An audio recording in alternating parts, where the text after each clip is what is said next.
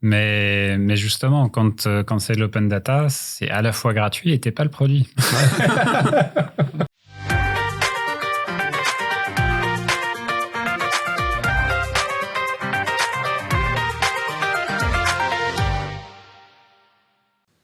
Cet épisode est la deuxième partie de l'interview avec Cyril Wechter de Beam Insight. Si tu n'as pas encore écouté la première partie, tu ferais mieux d'aller la consommer avant. Et si tu souhaites le contacter, ses informations de contact sont dans la description. Bonne écoute. On parlait d'avant de transparence, à un moment donné. Avec la transparence, on pense à être plus ouvert sur les projets, notamment une manière d'échanger nos données et la communication. On pourrait aussi poser la question concernant l'ouverture des données. Qu'est-ce que sont les données ouvertes, l'open data? Alors, les données ouvertes, l'open data, c'est de mettre à disposition, données ouvertes, c'est mettre à disposition des données de manière publique, transparente, et de permettre leur usage, en fait, dans n'importe quel contexte. Le gros avantage, notamment, c'est que ça va permettre de développer des outils multiples à partir du même jeu de données. L'autre avantage, c'est que parfois, on va avoir créé un jeu de données pour une application particulière et quelqu'un d'autre va se dire « mais en fait, ces données-là, elles m'intéressent vachement ». Mais pour faire totalement autre chose. Et du coup, ça permet en fait une transversalité dans les usages. On va mettre en place la donnée. Par exemple, un exemple, Microsoft Flight Simulator s'est servi des données d'OpenStreetMap pour faire son monde avec les tailles des immeubles, etc. Donc, il y a des usages, on s'y attend pas forcément. C'est un service de cartographie qui est en open data. Et du coup, ça a été alimenté par des millions de personnes qui ont mis différentes informations qui étaient pour des cartographes à la base. Donc, c'était des informations sur les altimétries, sur les adresses, sur un peu tout ce qu'on veut.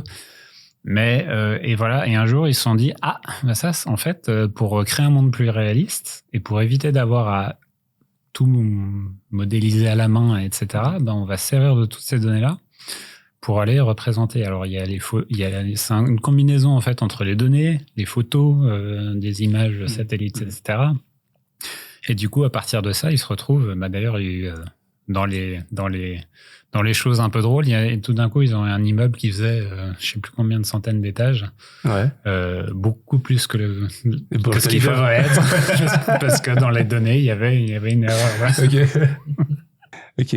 Mais du coup, on voit les bénéfices d'Open Data. Alors, pourquoi on a encore des formats propriétaires? Est-ce que c'est des raisons techniques c'est des raisons financières. Principalement. C'est des raisons financières et j'aurais tendance à dire... qui sont uniquement à l'avantage de leurs propriétaires, mais pas de leurs usagers.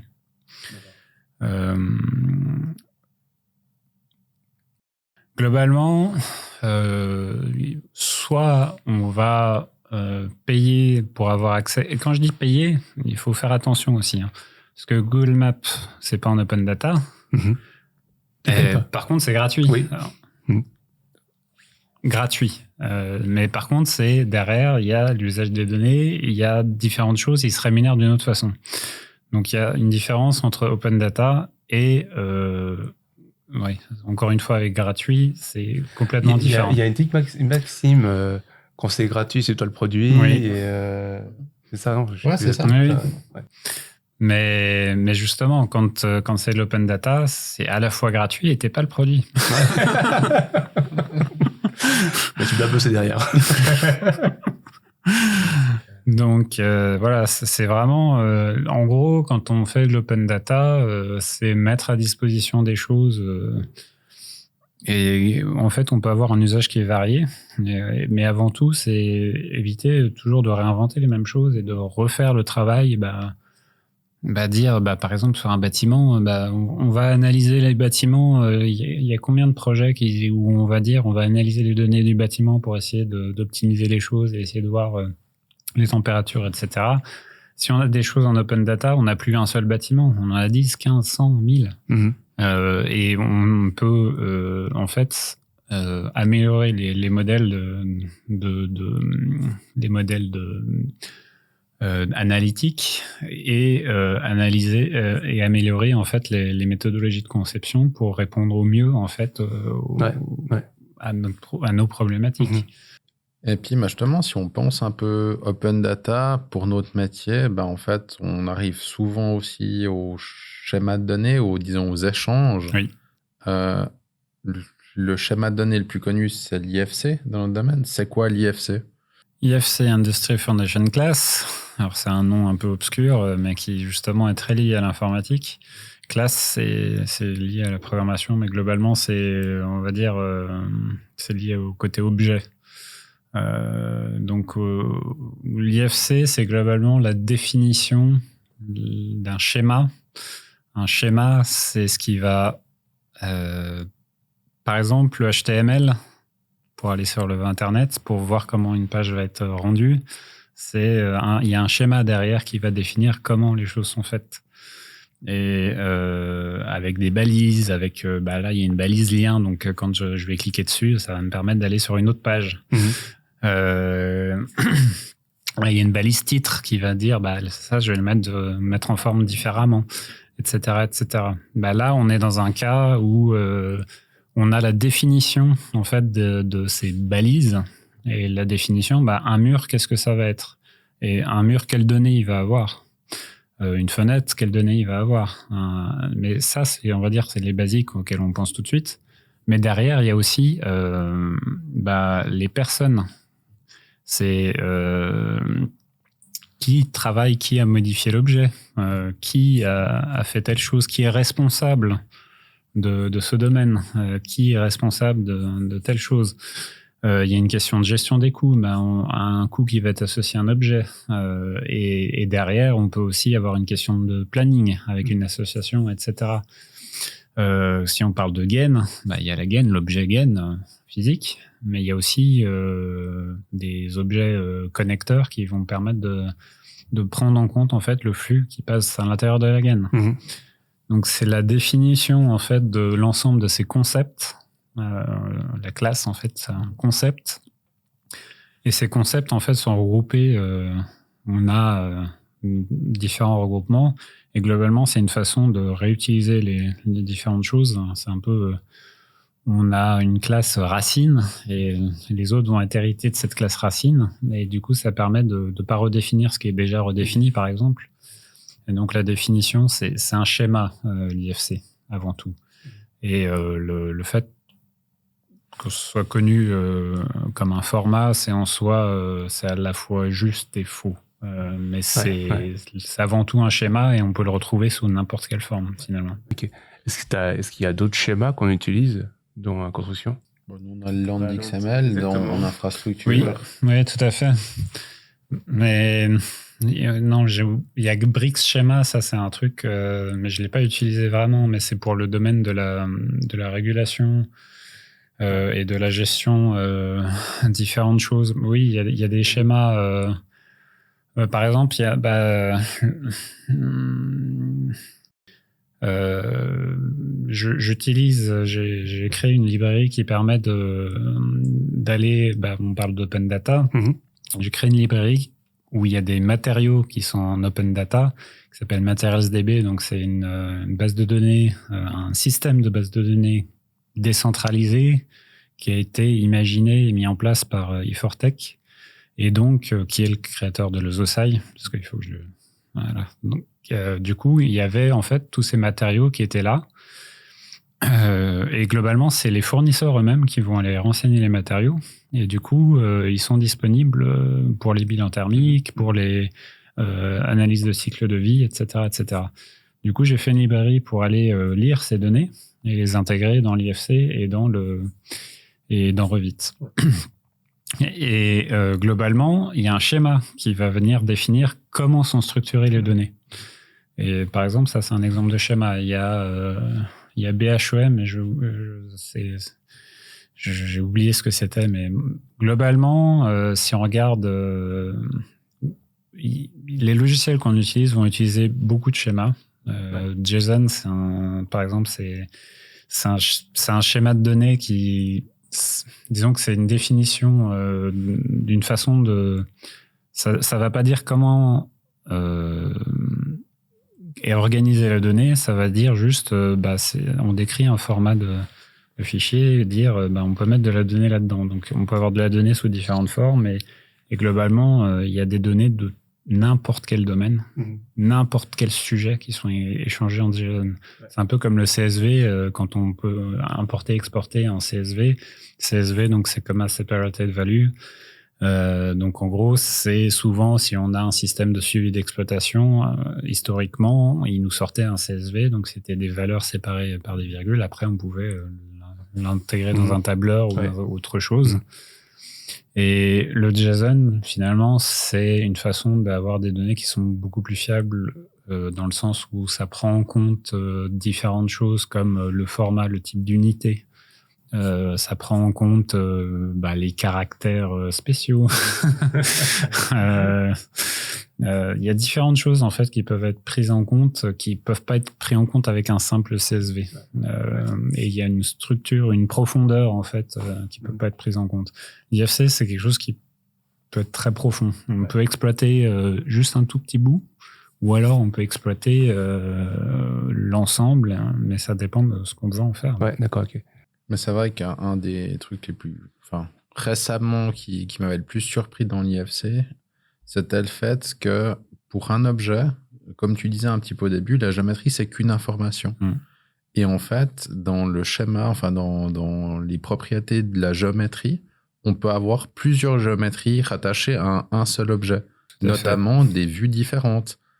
On pourrait très bien dire, quand on a une vue en situation, en fait, on a une représentation symbolique 2D d'un élément. Et en fait, quand on veut le voir en 3D, on prend l'autre géométrie pour la représenter autrement. Tout à fait. Et c'est déjà compris dans l'IFC. Ouais. Alors, c'est pas... En tout cas, ma connaissance, c'est pas trop implémenté dans les outils qu'on utilise couramment. Mais par contre, ça existe et c'est possible dans le schéma. Tout à fait. Donc, comme tu dis, on n'utilise vraiment qu'une toute petite partie de ce qui est possible d'être fait avec. Et c'est possible dans Blender MIM, mais ça, on verra plus tard. Du coup, c'est quoi les différences majeures entre l'IFC 2.3, 4 et 4.3 ? Alors, globalement, il y a eu une augmentation justement du nombre d'entités. Donc, les entités, les classes, les concepts. Donc, il y a eu plus de concepts qui ont été développés et puis il y a eu des corrections qui ont été faites d'un schéma à l'autre. Entre IFC 4 et IFC 4x3, par exemple, il y a beaucoup de choses qui sont venues sur le sujet de ce qui concerne les routes, les ponts, tout ce qui est infrastructure, en fait. Et choses qui n'étaient pas prises en compte avant. Entre l'IFC 2x3 et 4, il y a par exemple, dans les choses qui ont changé, mais il y a beaucoup de choses qui ont changé, mais il y a le système de géoréférencement qui est beaucoup plus conforme à ce qu'on attend d'un point de vue, par exemple, un géomètre qui va relever, on peut vraiment intégrer toutes les informations avec le système de référence, etc., pour dire ce projet, il est référencé selon tel système de coordonnées, parce qu'on parle toujours de géoréférencement et on croit souvent que c'est juste placer un point 0,0 quelque part. C'est pas juste ça, c'est beaucoup plus que ça. et ça, c'est pris en compte dans l'IFC 4. Dans l'IFC 2x3, il y a eu un bricolage pour pouvoir intégrer les données, mais c'était pas vraiment bien pris en compte. Donc, il y a des choses qui ont été rajoutées de cet ordre-là. Dans la technique, il y a beaucoup de choses qui ont été rajoutées. Ouais. Donc, globalement, à l'heure actuelle, c'est l'IFC 4 qui est le plus adapté, on va dire. Ouais. Bon, le 4x3, il est hyper récent. Enfin, je veux dire, ça date de l'automne passé. Donc, c'est des choses qui arrivent dans les logiciels. Il est déjà dans Blender MIM. Et il est déjà dans Blender MIM. Et du coup, tu as des recommandations vis-à-vis de l'usage de l'IFC ? Justement, peut-être dans la version qui serait à utiliser à l'heure actuelle ou comment... Oui, pour l'instant, c'est l'IFC 4. Après, il y a les histoires de MVD. Il faut savoir que, et les MVD qui vont disparaître d'ailleurs, mais globalement, les MVD, c'était, et c'est les logiciels, ils sont certifiés en fonction d'un certain MVD. Un MVD, ça va être un sous-ensemble du schéma IFC. C'est-à-dire, on va pas prendre l'ensemble des spécifications du schéma IFC, on va se concentrer sur telle portion. Et par exemple, le Coordination View, ça va justement être spécifique pour faire de la coordination. Donc, on va se concentrer sur les informations pour la coordination. Mais du coup, ce schéma-là, pour lequel les logiciels sont certifiés, il sert pas à travailler vraiment avec l'IFC. C'est ça qui est un peu triste. Donc, la certification actuelle, elle est principalement faite pour quelque chose qui est un travail de communication et pas seulement et pas vraiment pour travailler avec l'IFC. Et il y a un autre schéma du coup qui est plus étendu et qui prend plus de choses. Maintenant, il y a Revit qui met un message d'avertissement pour dire que il n'est pas certifié, ce qui est juste. Mais après, faut pas. Si jamais vous avez ce message d'avertissement, n'ayez pas peur. C'est pas une raison pour ne pas prendre ce MVD. Mais c'est justement c'est le Design Transfer View en IFC 4. Ouais. Oui. Donc par exemple, dans les choses qui vont être plus adaptées dans le Design Transfer View, c'est par exemple pour l'énergie. Dans l'énergie, un mur multicouche, il va être exporté en multicouche dans le Design Transfer View. Alors que dans le Reference View, il va être exporté en un bloc avec des informations qui vont permettre de se souvenir de ce qu'il y a dedans, mais c'est pas aussi clair. Et du coup, ça, pour l'analyse énergétique, j'ai réussi à trouver un truc qui permet de retrouver les informations, mais c'est quand même moins bien. Et si on veut retravailler, réutiliser le mur, c'est carrément pas ce qu'il nous faut, quoi. Donc c'est un petit peu voilà, mais maintenant il y a un nouveau système qui va sortir qui remplace le MVD, dont j'ai perdu le nom là à l'instant, mais je sais pas si tu te souviens.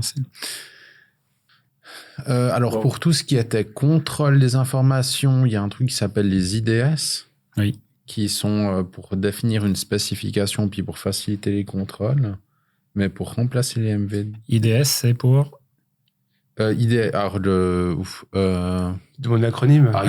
Il y a du delivery dedans, mais alors... Information Delivery Specification. Specification, ça doit être ça. Il me semble que c'est ça qui remplace les MVD. Et donc, il se concentre sur quelque chose où, justement, on se concentre sur qu'est-ce qu'on veut. Qu'est-ce qui doit finir dans le modèle que je vais rendre au client, que je vais rendre pour telle phase. Voilà. Et finalement, c'est de définir les objectifs. Et ça, c'est quelque chose qui va bien. Ouais. Et puis surtout, après, ça dépend un petit peu des outils qui sont utilisés pour faire les contrôles, on va dire, de ces informations. Mais c'est vrai que maintenant, on a des passerelles des plugins dans certains de ces outils de contrôle qui seront capables de lire les IDS, donc qui sont normalement censés être décrits par la personne qui demande une information. Et puis, en fait, ça permettra de faire le contrôle basé sur une règle qui prend en input ces IDS. Et puis, ça permettra vraiment de dire, il y avait une donnée de base, on prend l'IFC, on met en face le contrôle avec l'IDS, puis derrière, ça nous crache un rapport, puis ça nous dit, est-ce que l'information, elle est présente? Est-ce qu'elle est juste selon comment elle devait être formulée? Et puis, à la fin, on a notre contrôle qui est fait sur cette base-là. Alors que le MVD avait une approche qui était différente. C'est en gros, on disait pour faire par exemple, pour faire de la coordination, j'ai besoin de telles informations. Donc tout ce qui est autre, je le crache. Et puis du coup, on avait vraiment un IFC réduit que pour ça. Et du coup, il y avait une perte. Mais c'était le but de ça, en fait. Le but, c'est de faire cette coordination. Oui, mais du coup, au lieu de juger, même si on avait ce qu'il nous fallait, finalement, le MVD, il limitait. Alors que là, l'IDS, c'est juste de dire, là, j'ai besoin de ça. Donc, tant que ce que j'ai demandé est présent, c'est bon. Ouais. S'il y a d'autres choses à côté qui ont servi pour le mandataire à la conception, etc. Et du coup, la question que je me pose, c'est que comment toi tu utilises l'IFC? Parce que forcément, tu dois collaborer avec d'autres personnes, peut-être qui ne sont pas forcément, je dirais, pro-IFC ou IFC, ou peut-être ils sont dans un format fermé. Tu fais comment? Alors, globalement, sur les projets, je crois qu'on a à peu près tous commencé, en tout cas, ça. Bon, en technique, il y a eu majoritairement Revit, il y a eu Nova Plancal et Archicad pour l'architecture. Globalement, on a déjà eu ce besoin-là sur beaucoup de projets où on se retrouvait souvent avec des architectes qui travaillaient sur Archicad. Et là, on avait un besoin de communication et on passait par l'IFC, une combinaison IFC-DVG. Donc finalement, l'IFC, il venait pour résoudre une problématique avant tout.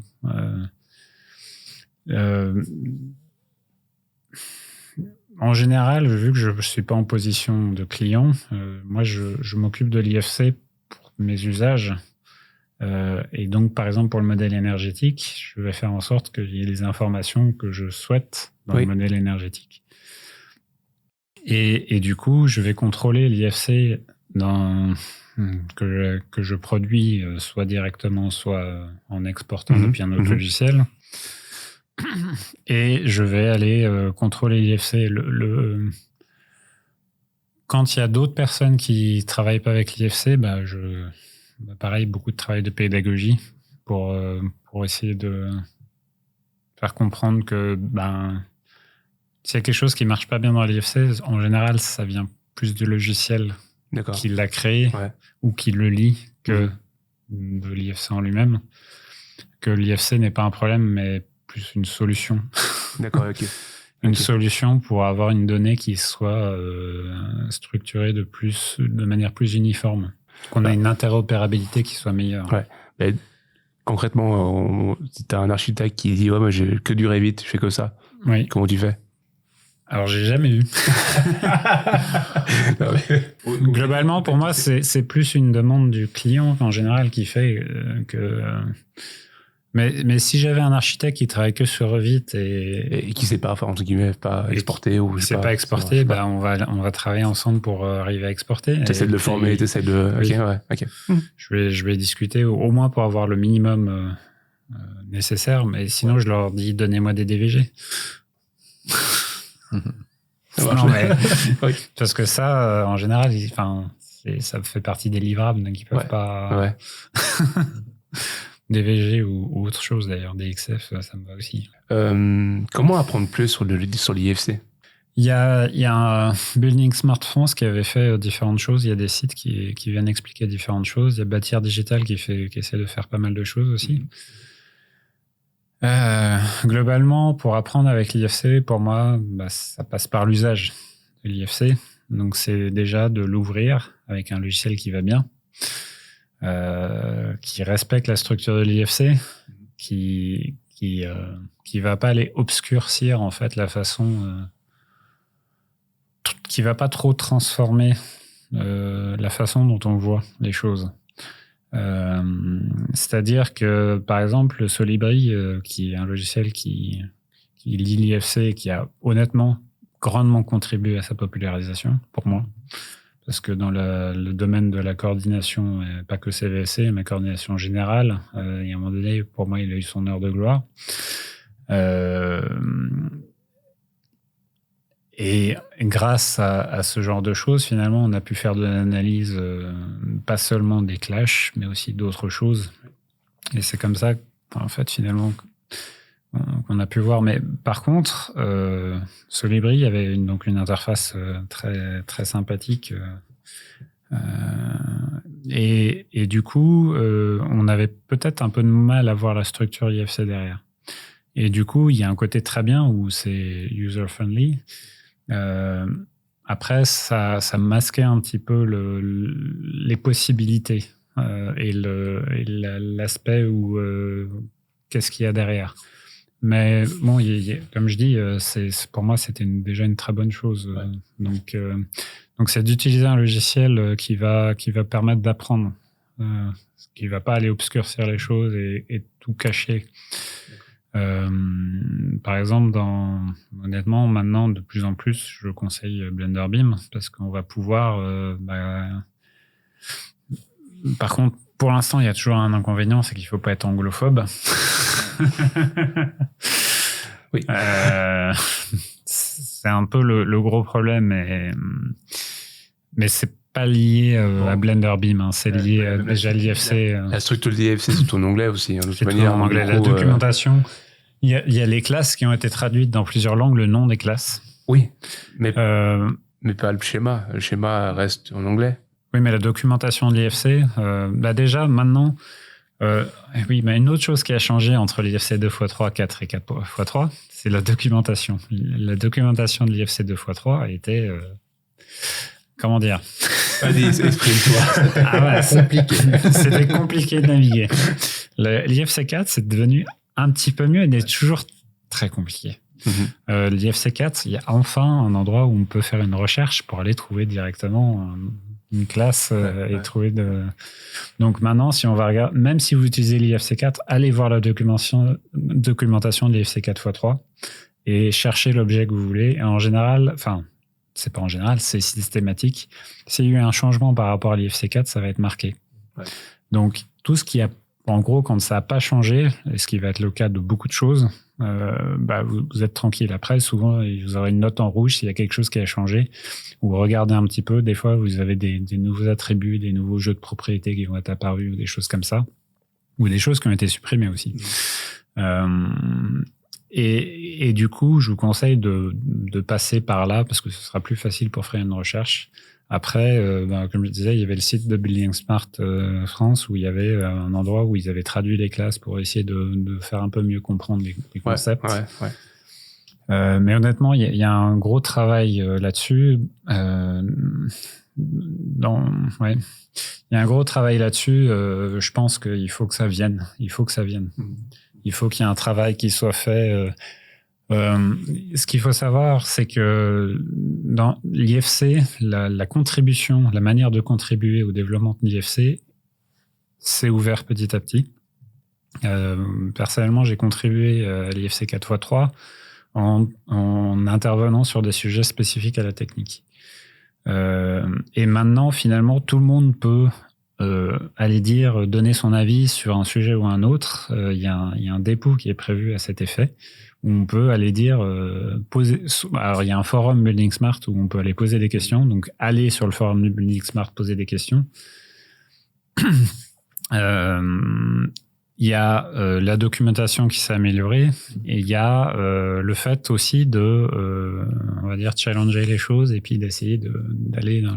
Après, c'est discuter aussi avec les différentes personnes et de se concentrer déjà sur les usages, commencer petit à petit et pas se prendre tout en pleine face.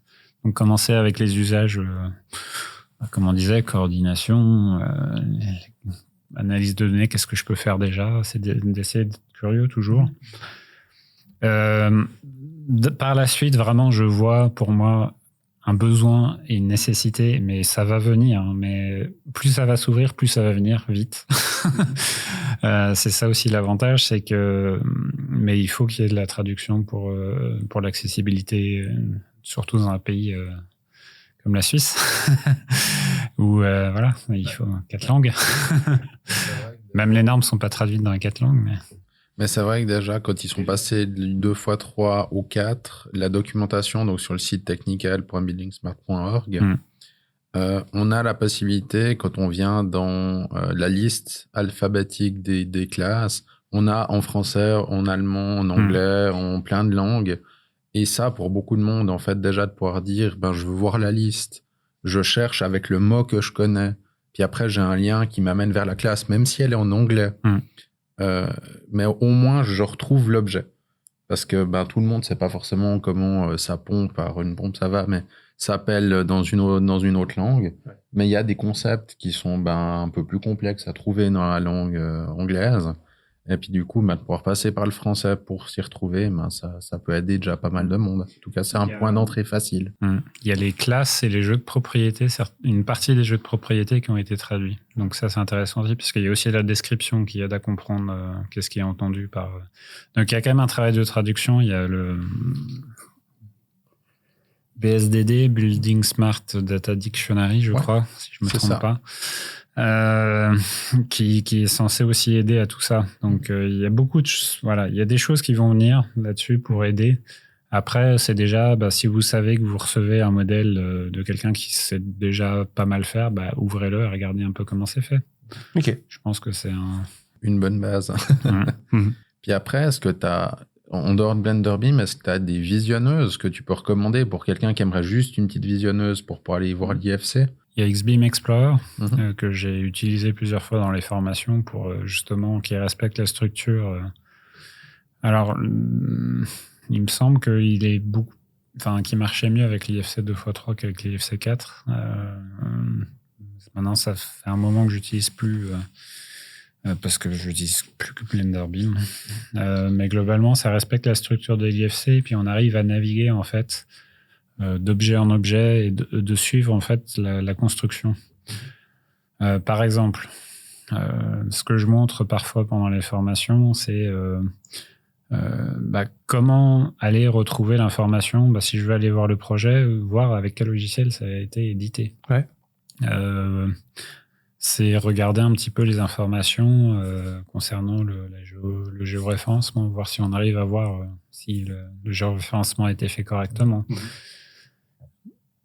Et c'est un petit peu tout ça où après c'est par exemple ça permet de voir pour une fenêtre en fait la fenêtre elle est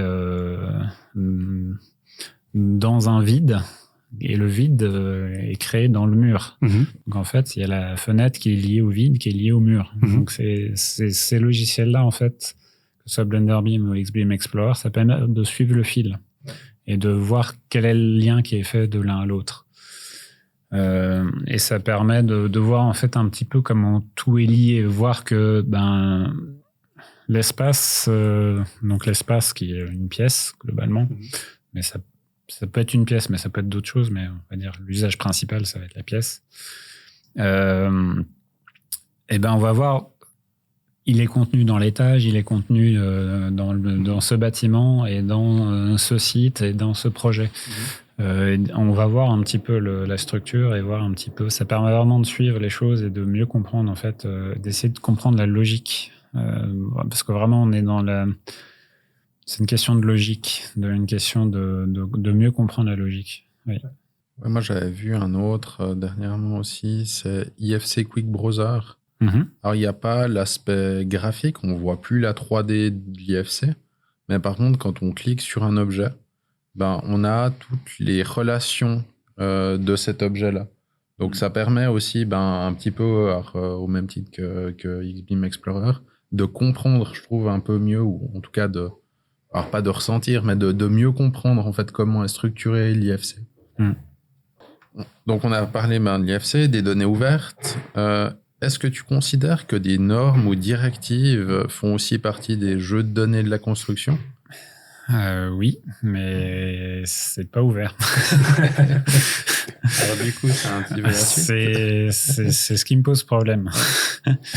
Il faut savoir que j'ai tendance à être très attaché aux normes, etc. Souvent, on le croit peut-être à l'excès, mais en fait pas du tout. En général, si je vais chercher les normes, si je vais chercher les choses, c'est avant tout dans un objectif de qualité et pour essayer les normes, si elles ont été faites, c'est pour accomplir un certain objectif. Et derrière les normes, il y a tout un travail qui a été fait. Quand on regarde une norme, il y a des citations des fois des centaines d'autres documents. Donc il y a des fois, ça va être d'autres normes, des normes européennes, des normes américaines, SHRAE par exemple pour la technique. Et il y a aussi des documents scientifiques qui sont cités souvent. Et pour moi, c'est très dommage qu'on n'ait pas la possibilité de...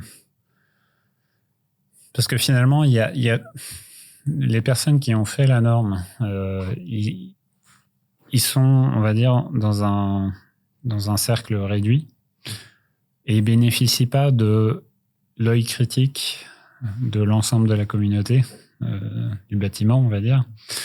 Et quand on a un point de norme, il y a des fois des choses qui vont peut-être paraître ambiguës. Il y a des choses qui vont nécessiter d'être expliquées, ou elles vont être définies d'une certaine manière, mais soit il y a une ambiguïté, ça va peut-être être un problème juridique plus tard, ou alors c'est juste qu'on ne comprend pas comment l'appliquer, ou alors le pire, ce que je vois souvent, c'est que si on ne comprend pas pourquoi une norme dit telle ou telle chose, ça apparaît comme une règle bête. Alors que derrière, il y a tout un travail qui a été fait. Et si, en fait, on avait la possibilité d'avoir ces documents en accès libre, de un, ça permet de dire, là, il y a une erreur, et de ne pas attendre 15 ans avant que ce soit corrigé.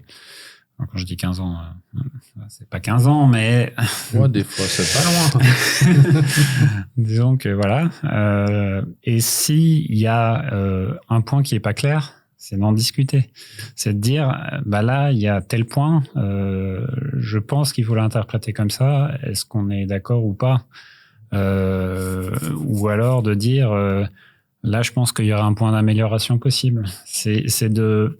Finalement, un sujet, à un moment donné, on va aller le creuser, on va se pencher sur une problématique, on va creuser le sujet à fond, et après, on va l'oublier, partiellement. Mais on ne sera jamais aussi au clair qu'au moment où on va se pencher sur la problématique. Et le problème, c'est que quand on va avoir un travail de normes, etc., bah, c'est un peu, il y a un peu une décorrélation entre la problématique et le côté élaboration de la norme. Alors c'est quelque chose qui est important, mais j'aimerais beaucoup que ce soit fait de manière plus ouverte et transparente, comme l'IFC est en train de s'ouvrir, et que beaucoup de choses sont en train de s'ouvrir. Hein. Dans le web, c'est venu aussi petit à petit. Au départ, on parlait pourquoi il y a eu des formats propriétaires, parce que les gens pensaient pouvoir se faire plus d'argent comme ça, et ils pensaient que c'était aussi comme ça que ça marcherait le mieux pour certains. Le problème, c'est que quand on fait un espace d'échange où tout le monde est censé se comprendre, et dans un bâtiment, on est censé se comprendre, et ben on a besoin d'informations qui soient structurées d'une certaine manière, ou alors qui soient structurées de manière suffisamment claire pour que je puisse l'interpréter sans que ce soit problématique, qu'il n'y ait pas d'incompréhension d'interprétation, etc., etc. Donc, par exemple, on utilise un jeu de données, la CIA 28, c'est un jeu de données météo. Globalement, c'est des données météo, c'est des données, je suis à peu près sûr que c'est basé sur des données publiques, mais il y a un jeu de données qui a été sélectionné pour l'application des bilans thermiques, etc. Alors, en soi, il y a un travail qui a été fait, c'est intéressant. Ça permet de dire, notre simulation, on le fait tous avec le même jeu de données. Mais du coup, ce jeu de données-là, pour moi, il devrait être public pour permettre de développer les outils et de les améliorer sur la base de ce jeu de données public. Après, je crois qu'il y a un problème de financement. Et là, du coup, pour moi, il y a un modèle économique à changer et un état d'esprit à changer dans le monde de la construction pour se dire, même si j'ai pas besoin physiquement de payer pour obtenir telle donnée, il faut que je contribue à la création de cette donnée et vu que j'utilise cette donnée-là, il faut que je contribue en retour. Et c'est de se dire, alors oui, cette donnée est publique, mais du coup, il faut financer la façon de créer le jeu de données pour se mettre d'accord, etc. Et aussi, ce jeu de données-là, pourquoi il a été sélectionné ? C'est d'expliquer, c'est parce que dans les X années passées, en fait, il y a eu, en gros, il y a telle température qui est revenue X fois, donc on considère que et pendant tant de temps, du coup, c'est considéré comme la température de dimensionnement la plus défavorable, raisonnablement, parce qu'on dit cette température est arrivée X fois sur l'intervalle de temps.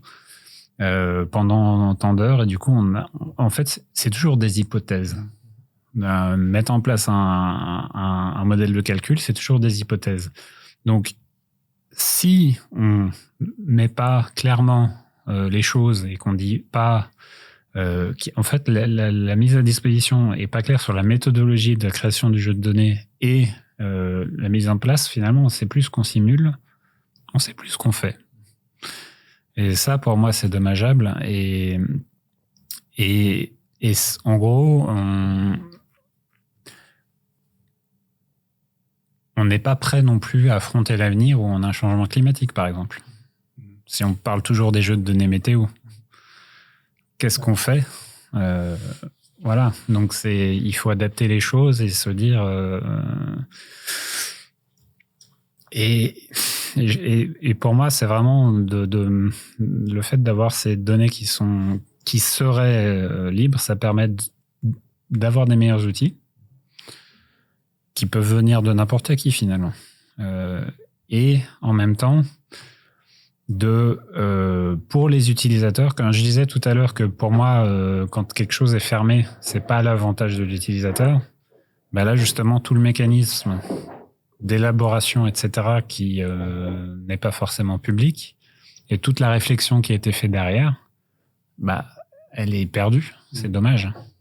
Ouais, parce que le chemin logique en fait qu'ils ont fait, toute la réflexion, si cette partie-là de développement de la norme était publique, finalement, si tu devais mettre à jour le jeu de données, tu sais sur quoi te baser. Ah, exactement.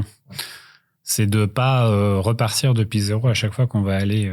Alors, forcément, il y a un transfert de connaissances, mais à partir du moment où c'est un peu, je dirais, corporatiste, pour moi, c'est problématique. Après, il y a une autre problématique où le financement, pour moi, n'est pas égal. Quand on veut avoir accès aux normes, quand on est un bureau d'une personne, on paye la même chose que quand on a un bureau de 700. Ça, pour moi, c'est un modèle économique qui joue pas, quoi. Ouais, bien sûr. Donc voilà, Donc en fait, c'est corporation devrait plus se baser sur des modèles entre guillemets ces sociétés open source. Oui. Un peu style, je sais pas comment ils sont financés ces entreprises open source. Il y a différents modèles. Hein. Ouais, il y a différents modèles. Alors, il y a des modèles qui sont basés sur le service.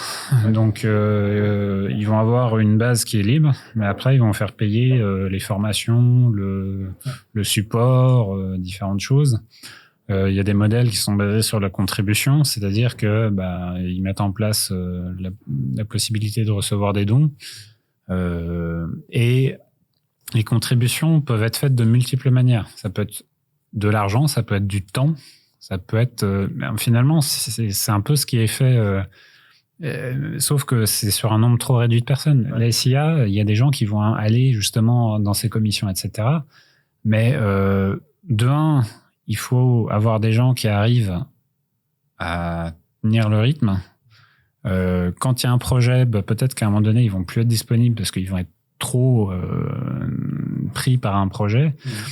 L'avantage d'avoir un système qui soit décentralisé et qui soit plus ouvert, c'est de dire le meilleur dans ce domaine-là, peut-être qu'en ce moment-là, il va être pris sur un projet. Donc pour l'instant, il peut pas regarder. Il n'a pas le temps. Par contre, à un autre moment, il va travailler sur cette problématique-là et à ce moment-là, il va regarder la norme et se dire mais là, il y a un truc qui cloche. À ce moment-là, au moment où il est en plein dedans, il va aller décrire ce qu'il pense qui peut être amélioré, etc. Et là, on va plus loin. Donc, il faudrait changer le système de financement. Pour moi, ça passe un peu par là, oui. Ouais. Est-ce que tu vois un système, justement, qui conviendrait bien ? Est-ce que ça doit passer peut-être par un petit peu comme on a, en tout cas dans le canton de Vaud, je sais qu'il y a la convention collective qui qui impose en fait une certaine retenue sur les bureaux. Enfin, il y a une cotisation obligatoire. Est-ce que ça devrait être financé par un biais où tout le monde, de toute façon, finalement, paye en fonction du volume, chiffre d'affaires, je sais pas, il y aurait un calcul à faire, mais que ce soit équitable. Et puis comme ça, en fait, les données seraient mises à disposition de l'intégralité des gens. Ou bien, comment tu verrais la chose? Alors, en fait, je dirais que plus il y a d'utilisateurs, moins finalement ça a d'importance dans le sens où oui, peut-être qu'il y aura X% qui vont pas contribuer. Peut-être qu'il y a que 10% qui contribuent. Tant que ça suffit à faire tourner la machine, c'est pas grave. Ouais. C'est pas grave. Mais pour moi, il y a vraiment, comme je disais, un changement de mentalité qui est nécessaire. Mais dans le financement, je dirais que sur des sujets, par exemple, on parlait de l'OSOSAI. Pour moi, on est sur un marché très restreint. On est sur un calcul normatif sur la Suisse.